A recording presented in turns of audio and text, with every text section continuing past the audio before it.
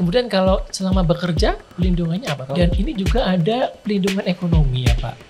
Kalau ekonomi ini yang seperti apa Pak? Jika terjadi hal-hal yang tidak diinginkan selama mereka bekerja di luar negeri, misalnya ketika ada PMI yang meninggal di luar negeri, kemudian apa yang harus dilakukan oleh perusahaan yang menempatkan atau instansi atau badan yang menempatkan PMI?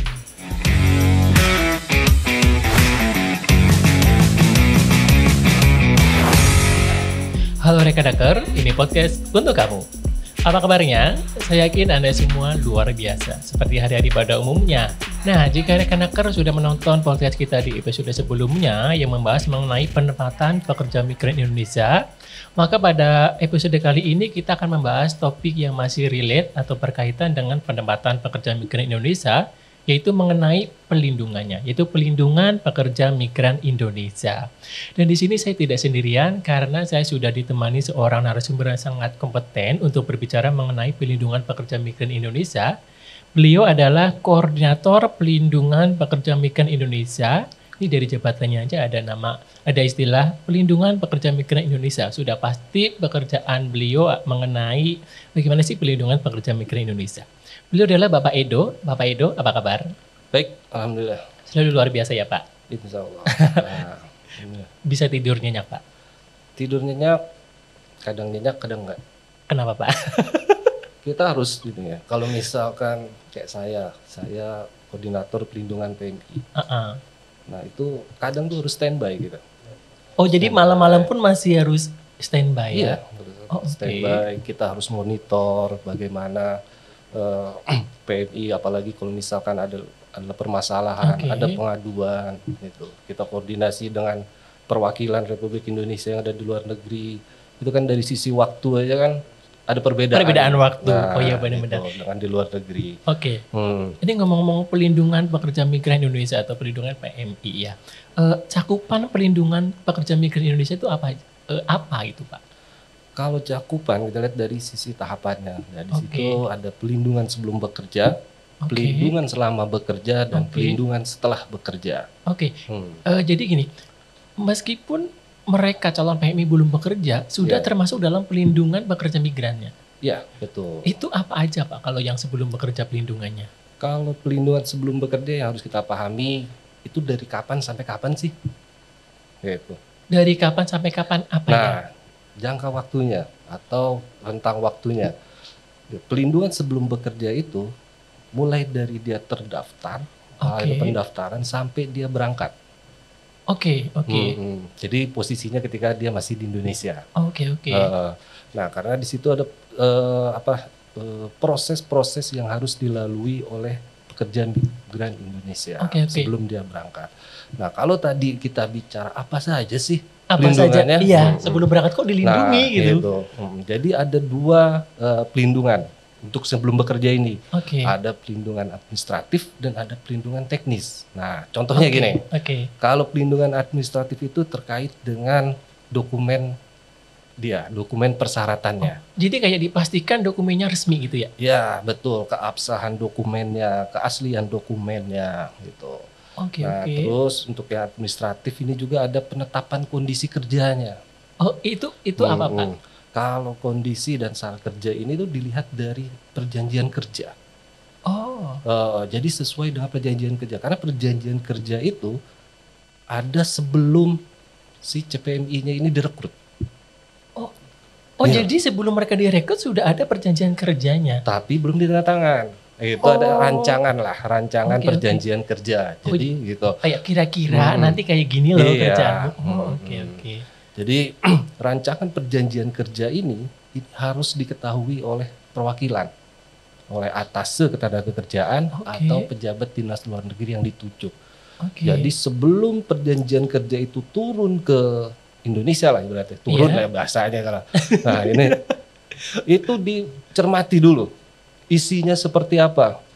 Kalau memang tidak ada yang merugikan PMI kita, nah itu dilanjutkan. Maksudnya untuk ditandatangani oleh pekerja migran Indonesia. Tapi kalau misalnya dirasa merugikan? Dirugikan itu nanti perwakilan akan memanggil pemberi kerjanya. Ini nggak boleh seperti ini. Misalkan jam kerjanya gitu. Wah ini jam kerjanya kok sampai 12 jam atau apa, ini nggak boleh ini. Peraturannya misalkan hanya 8 jam gitu.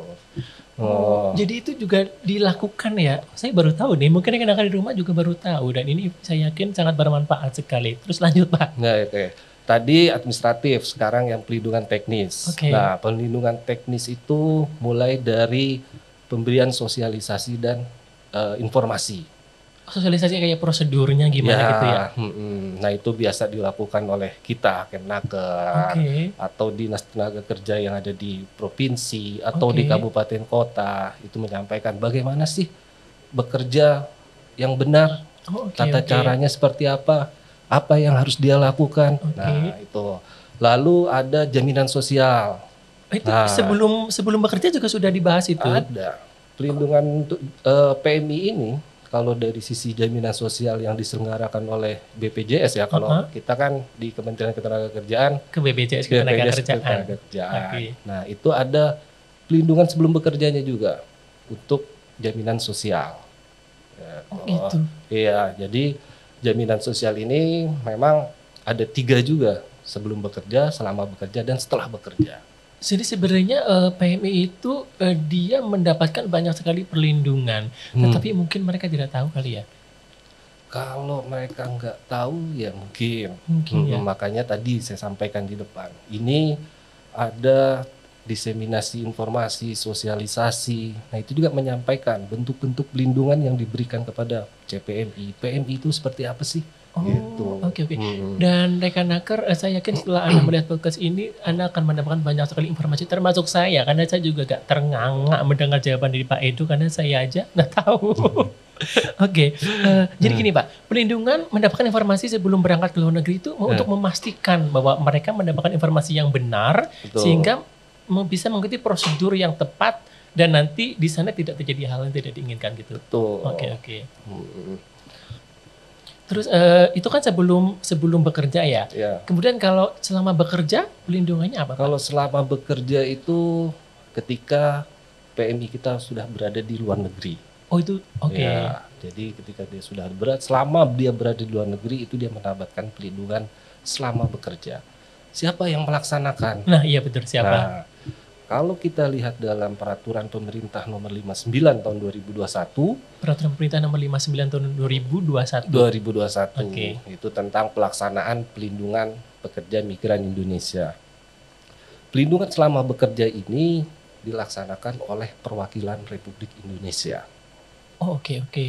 Jadi ketika PMI kita sampai di negara tujuan penempatan, nah, pelindung selama bekerjanya itu akan dilakukan oleh perwakilan, namanya KBRI dan KJRI. Nah, bentuknya seperti apa? Iya benar, aku mau nanya itu tadi. Sebelum itu nanya, saya udah tahu duluan gitu kan. Kayak cenayang ya ini. Kalau kita lihat gini, yang paling umum lah. Ini pertama adalah pendataan. Itu dulu. Nah, tadi kalau kita kita lihat, mungkin kalau dari sisi penempatan ada satu kewajiban ya dari PMI itu, dia harus melaporkan kedatangan ketika dia tiba di negara tujuan penempatan. Jadi yang upaya aktif PMI untuk melaporkan. Ya, namun kami juga di kementerian ini juga mengatur. Ketika dia ditempatkan oleh P3MI, itu dapat melalui P3MI atau mitra usaha yang ada di negara penempatan. Nah, pelaporannya. Dan bahkan sekarang ini pemerintah ini mempermudah dengan melalui sistem aplikasi. Apa namanya? Itu memang dikeluarkan oleh Kementerian Luar Negeri. Itu namanya Portal Peduli WNI. Portal Peduli WNI. Jadi melalui Portal Peduli WNI, pekerja migran Indonesia yang tiba di luar negeri dapat melaporkan. Dapat melaporkan melalui handphone ya. Jadi tinggal dia kalau download ya, mudah-mudahan dia udah download ya. Semoga, sebelum dia berangkat. Nah, nanti tinggal ada pelaporan kedatangan. Nah, di situ dia datang. Nah, itu pelaporan itu fungsinya buat apa? Nah, itu benar. Nah, itu salah satu fungsi yang terpenting adalah buat pendataan dari perwakilan kita.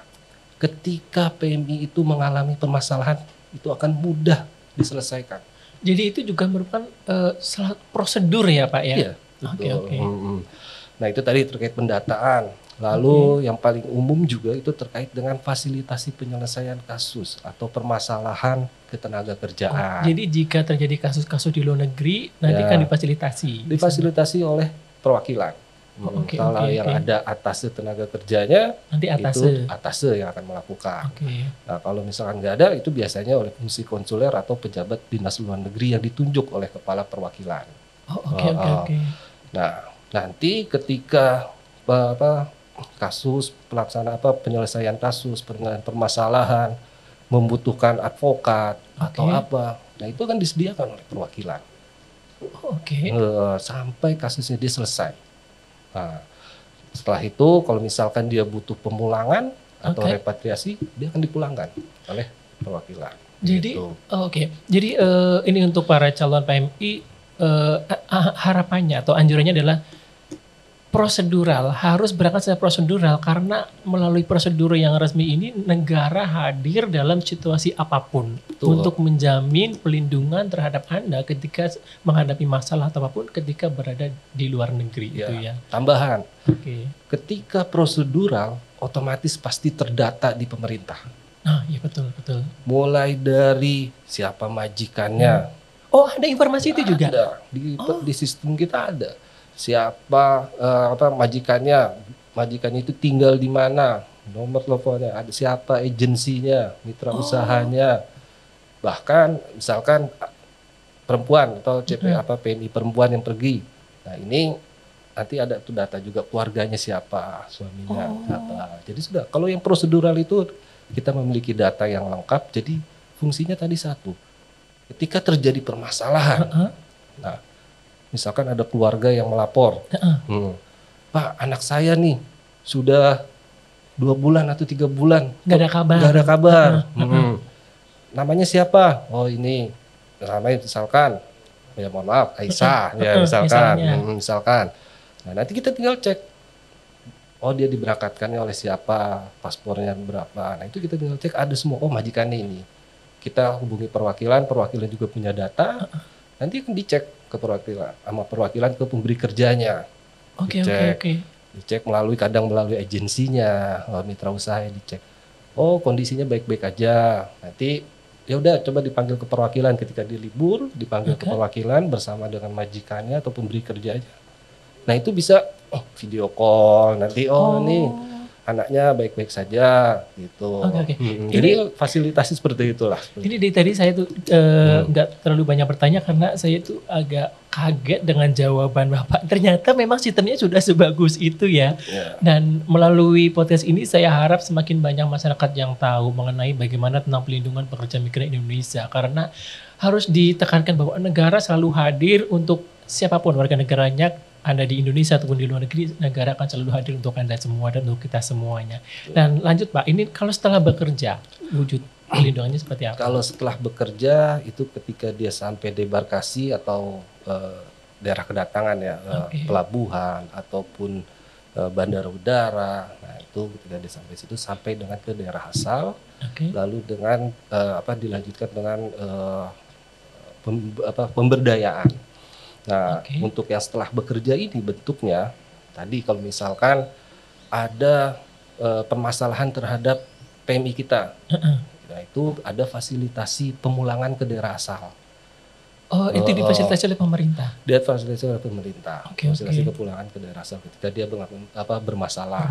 Lalu ketika dia bermasalah juga ada penyelesaian hak-haknya, misalkan dia masih itu misalnya gajinya belum dibayar gitu belum ya? dibayar, dia sudah dipulangkan gitu.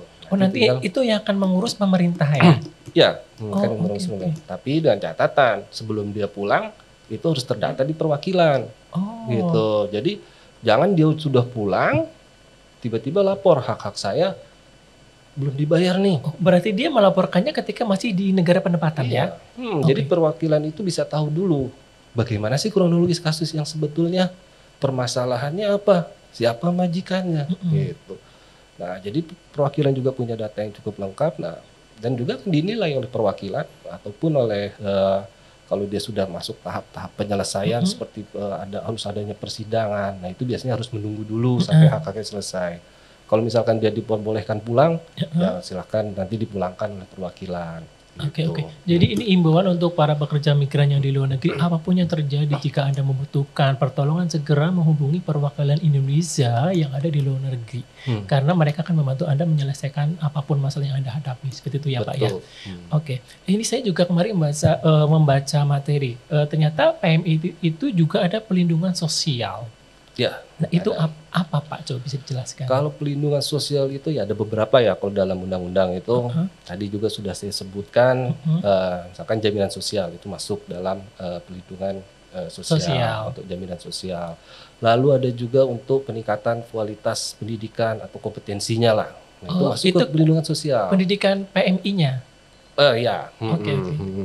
Jadi misalkan dia pulang, dia mau meningkatkan kompetensinya. Dia bisa upgrading skillnya dia. Nah itu bisa dia melakukan hal itu. Nah itu ya memang ini yang harus juga kita fasilitasi. Itu semua difasilitasi oleh pemerintah ya? Ya. Lalu ada juga terkait dengan kalau dia bermasalah itu ada rehabilitasi sosial, reintegrasi sosial. Itu yang dilakukan. Nah itu memang tidak dilakukan oleh satu kementerian saja. Jadi kalau kita lihat secara garis besarnya pelindungan ini memang tidak bisa dilakukan oleh satu kementerian atau satu lembaga. Jadi harus koordinasi kolaborasi. Gitu jadi beberapa lintas kementerian bekerja sama untuk mewujudkan ini semua ya.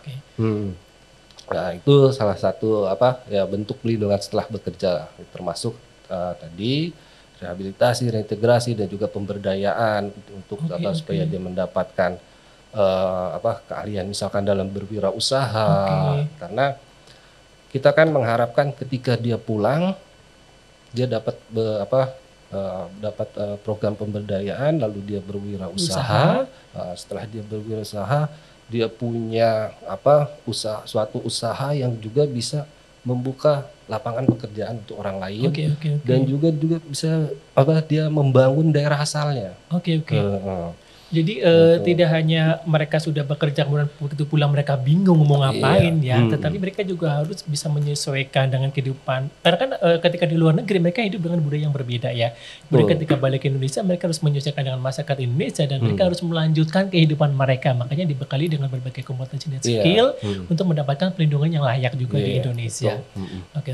Dan ini juga ada pelindungan ekonomi ya Pak. Kalau ekonomi ini yang seperti apa Pak? Kalau ekonomi itu yang paling ini ya utama itu edukasi untuk masalah keuangan dia. Bagaimana manage keuangan? Manage keuangan ya. Nah kalau di Kementerian Ketenagakerjaan ini kan ada program Desmigratif. Desa Migran Produktif. Desa Migran Produktif. Nah ini salah satu bentuk upaya yang dilakukan melalui Desmigratif ini. Ya ada perlindungan ekonomi dan perlindungan sosial. Tadi dia melakukan pemberdayaan, wirausaha, lalu ada ketika dia sudah berusaha, ini bagaimana dia mengelola keuangannya. Soalnya gini, kadang-kadang tuh kalau sudah bekerja di luar negeri, dia pulang ke Indonesia kan dapat uang banyak tuh biasanya. Mereka tuh terlena terlena dengan gaya hidup yang mungkin mewah, kemudian dia tidak menyesuaikan dengan gaya hidup di Indonesia dan tidak memikirkan jangka panjangnya. Akhirnya amit-amit mungkin ada yang uangnya habis, tidak untuk invest atau tidak menjadi apa-apa gitu. Dan itu pemerintah juga memikirkan hal itu ya Pak. Kita prinsip berupaya untuk memberikan yang terbaik untuk pekerja migran kita ya. Karena ibaratnya ini bekerja ke luar negeri ini kan pilihan.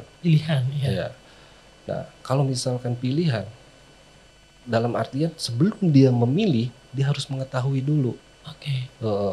Mengetahui apanya? Nanti kerja ke luar negeri dan meninggalkan keluarga. Terus itu kan. Lalu ketika dia bekerja ke luar negeri, nanti dia pulang, apakah dia harus berangkat lagi? Nah, tujuannya apa sih dia kerja ke luar negeri? Nah itu yang pemerintah juga terus pikirkan. Makanya kita juga sama IOM. Sama IOM itu kita ada suatu menyusun suatu panduan. Jadi bagaimana sih pekerja migran itu bisa menentukan dia harus berangkat bekerja ke luar negeri atau tidak. Oh, Gitu. oke. Jadi ada panduannya. Iya, jadi ibarat ya kita memberikan bimbingan teknis kepada calon-calon pekerja migran. Tapi bukan sebelum menjadi calon lah dia. Malah dia ketika dia pencakar. Masih pencakar, dia tuh bisa menentukan. Oh, misalkan ya contohnya dia bangun tidur. Bangun tidur dia ngelihat atau dia bermimpi malamnya dan dia bangun tidur nih ngomong, saya mau jadi PMI ya, langsung daftar, nggak kayak gitu kan? Mimpi apa ya kira-kira? Nah ini ketika dia berminat untuk menjadi pekerja migran Indonesia, nah di situ ada panduannya. Jadi dia juga harus mempertimbangkan beberapa hal. Jadi bukan karena ikut-ikut ya? Bukan karena ikut-ikut atau ngelihat tetangganya, wah tetangganya udah beli mobil, iya nih, saya juga harus beli mobil nih. Caranya gimana? Kerja di sini, misalkan kerja luar negeri lah, berangkat. Gitu. Oke.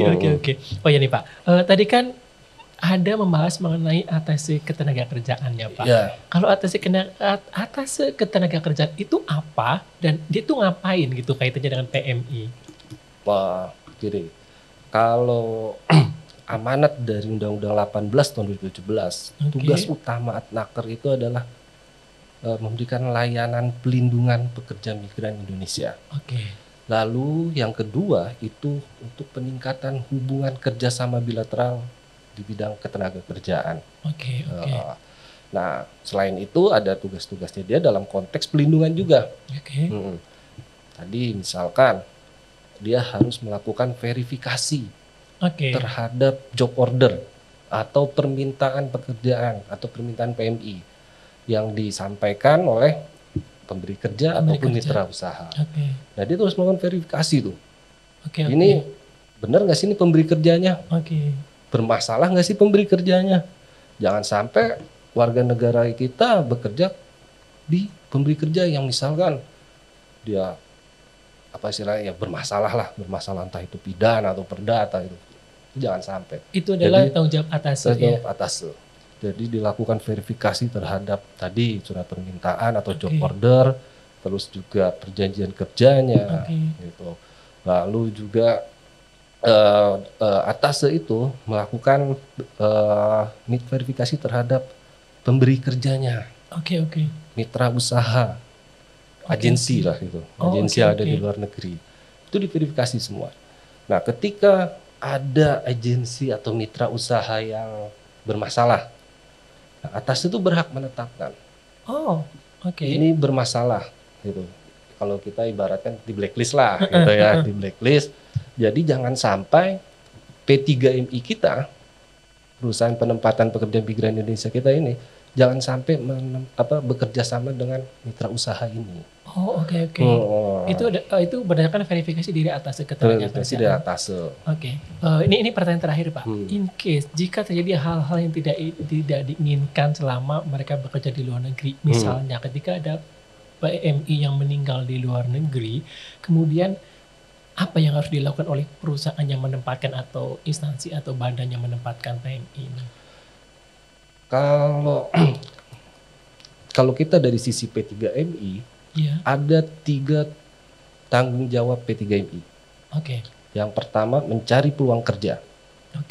Yang kedua menempatkan pekerja migran Indonesia. Yang ketiga menyelesaikan permasalahan PMI yang ditempatkan. Berarti ini yang ketiga maksudnya. Nah, jadi ketika P3MI itu menempatkan PMI dan PMI itu mengalami permasalahan di negara penempatan, maka yang bertanggung jawab siapa? P3MI yang utama.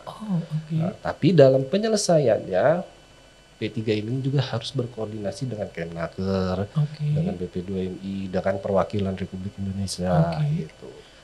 Jadi selalu harus terkoordinir juga gitu. Dan itu semua berdasarkan data yang akurat ya.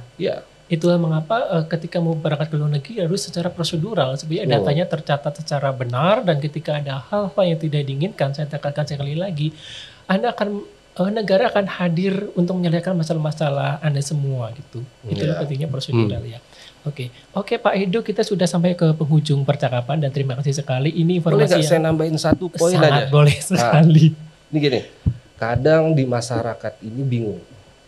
Karena saya kalau sosialisasi di daerah di desa, Pak, saya mau tahu P3MI itu yang benar atau yang enggak, Oh iya. atau yang terdaftar di pemerintah atau yang enggak itu di mana sih Pak? Oh iya benar-benar. Gitu. Apakah saya harus telepon ke dinas? Apakah saya harus datang ke dinas? Apakah saya harus telepon ke kementerian? Kalau itu kan akan istilahnya ya memakan biaya, waktu, Iya, betul. segala macam. Kadang penawaran itu dari orang-orang yang nggak dikenal mengaku dari PTA atau PTX, Itu PTY. calo-calo ya? Nah, ya. Itu kita tahunya dari mana, Pak? Nah, Kemnaker juga kan sudah punya satu aplikasi nih, Oh, namanya Jendela PMI. jendela PMI. Oke. Jendela PMI itu bisa di-download di Android ya, di Play Store. Oke. Di situ ada satu menu untuk mengetahui P3MI. Oke. Jadi kayak misalkan di daerahnya di mana, di Cianjur atau di mana gitu ya, ada orang-orang yang mengaku dari PT X, Y, Z. Nah, nanti tinggal kita cek tuh di situ. Oh, dicek Ada beneran nggak sih? nggak? Oke, PT oke. X, Y, Z ini kalau nggak ada ya berarti dia bukan P3MI dan Oke, itu tidak oke. boleh melakukan proses penempatan. Tadi namanya jendela PMI ya? Jendela PMI. Oke, oke. Mm-mm. Jadi Rekenaker jika Anda ingin ada niatan, ada keinginan untuk bekerja di luar negeri, pastikan Anda memiliki aplikasi Jendela PMI untuk mengecek apakah benar badan atau lembaga yang ingin memfasilitasi keperawatan Anda itu resmi atau tidak Iya, gitu ya. betul. Karena itu nanti kaitannya dengan prosedural atau non prosedural dan ini akan memberikan dampak yang sangat signifikan ketika Anda berada di luar negeri. Dan Pak Ito terima kasih sudah meluangkan waktunya, sudah Ya, ngobrol bersama sama-sama. kami. Dan Rekenaker jangan lupa untuk follow atau mengikuti semua media sosial Kemnaker yang saya taruh di bawah ini untuk informasi ketenagakerjaan secara up to date. Akhirnya saya Nawan Sumaryono undur diri dan rekan saya Bapak Edu juga pamit undur diri. Sampai ketemu di lain kesempatan. Salam kompeten.